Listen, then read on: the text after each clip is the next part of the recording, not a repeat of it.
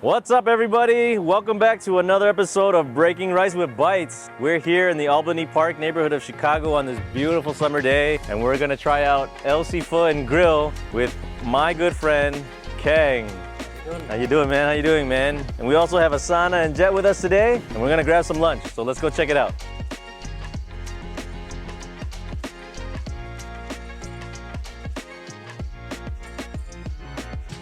We just sat down here at El Seafood, Keng, StrangeFoodChicago. Tell us a little bit about why you brought us here, how you found this place. How I found this place was actually by accident.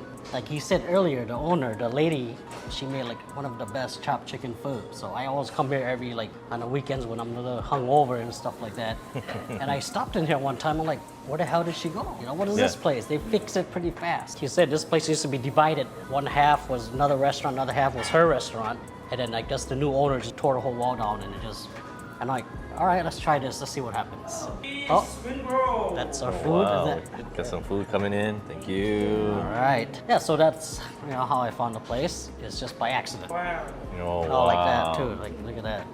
Yeah, so I ordered a little bit of the side just to, complement the food, just to snack on, like lemongrass snail that we're gonna be trying soon, that I want you to try, and the sizzling clam. So that's another one I want you guys to try. A couple iced coffees. Yep. Yeah. It's very strong though, huh? Yeah, strong. This iced coffee is really strong, guys. All right. Look good, right? Oh, beautiful. Guys, all the food has showed up. Look at all this food here. Bunch of sea creatures right here. You got some clams, snails, and I think this is a squab. They call them quail, but little birds are called squabs, I think, right? Oh, okay. Yeah, and then you got octopus here. Is that octopus? Squid. Squid. Is it I'm telling you, or you telling me? I don't know. Let's break rice.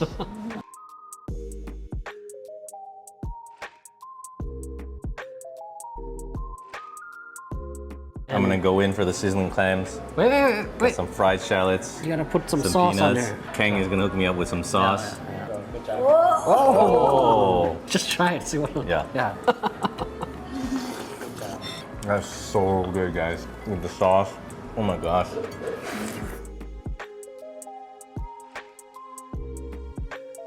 I'm gonna show you how I eat banzio, how I was taught. So you cut off a piece of the crepe. Let me open this up. Inside the crepe, there's pork belly, bean sprouts. Sometimes they have shrimp, scallions, onions. So you cut off a piece of that, and they give you all these veggies, right? So you take the lettuce and you put the crepe inside the lettuce. You almost make like a taco out of it, right? And then you stuff it with all your fillings. And throw some cucumber, some pickled carrots and daikon. I like it with a lot of mint and basil. It's kind of a complicated process, but it's worth it. All the veggies, put it in there. You got this sauce. It's called nuoc cham in Vietnamese. Pour that all inside. Or let me pour one a little bit more so you can see, like that. Bam. That's like a full meal, just that one bite. Just this one bite. And this is my gift to you, Keng. Can I put this in there? Sure. Snail buns. Look at this dripping. All right. What do you think? Talk with your mouth full. Hold on. But with that bite of snail there, that gives it a nice chewy texture. You like it? And then you got the tender pork in there, and then you got the crispy omelet. They would call it an omelet, but then Crepe. all these herbs in there, This is aromatic, very aromatic. Look at the size of that thing. Yeah, that's why I'm gonna make a smaller one for me. Yeah. This, I believe, is apple snail. And slurp. Earthy, lemongrassy, spicy with the sauce. It's got a chewy texture. It's good.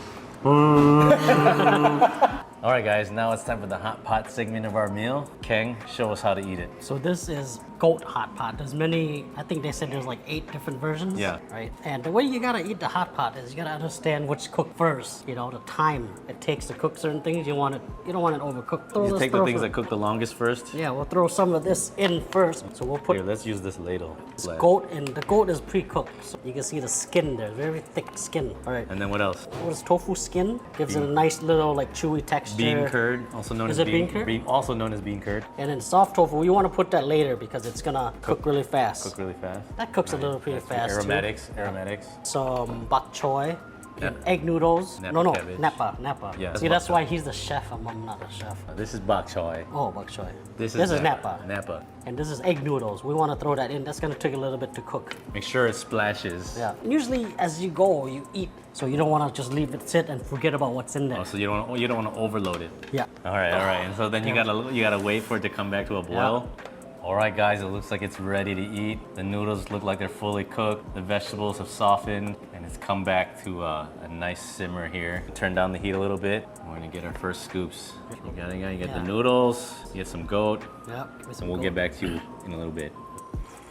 It's hot, but it's so good. Wow, Keng, that was a really good meal. The reason why we invited you out today was one, for the great food and a great recommendation on a good restaurant.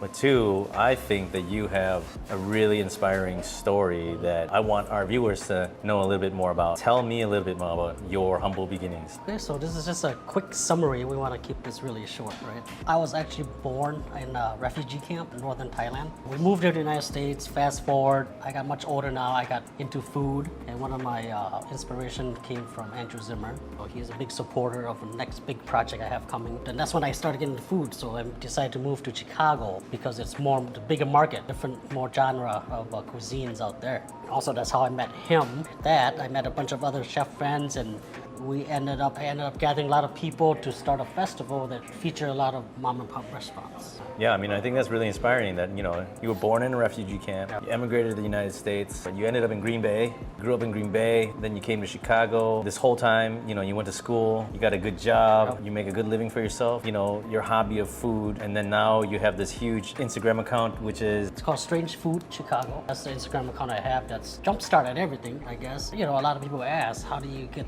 that many followers? I said, don't think about it. The thing to a lot of success for people, you gotta be good at what you do. It doesn't matter what it is. Figure out what they're doing right and what you're doing wrong. Right. So that's the main thing. Sometimes just misinterpret success. That guy's rich. Well, I mean, he must have worked hard, right? Yeah. Focus on what they're doing right instead of what you're doing wrong. It's good advice for you young people out there looking to find success. But yeah, I mean, again, a very inspiring story. Everyone knows Strange Food Chicago. You have a huge account, huge following, and you have a big new project coming up. Thank you. But yeah, man, thank you again for bringing us out here. Everything is delicious, bro. Thank you. Thank you for having me. Thank you for sharing your story. So if you guys like what you see, hit the like button below. Leave a comment where you want to see us go next. Subscribe. Don't forget. And don't forget, subscribe. Subscribe. Yep. Follow for more. Yep. And we'll see you next time.